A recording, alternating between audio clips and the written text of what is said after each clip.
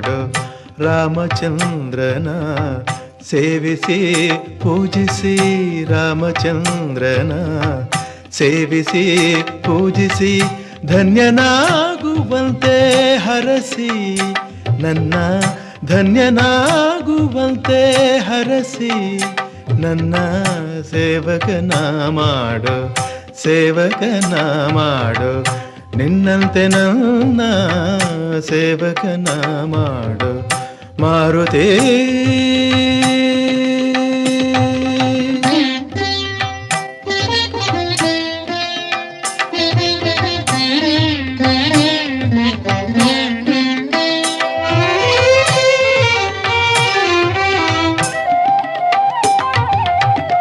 ಸೇವಕನಾದರೆ ದೊರೆಯುವ ಪ್ರಭುವಿನ ಕರುಣೆಗೆ ಎಣೆಯೇ ಇಲ್ಲ.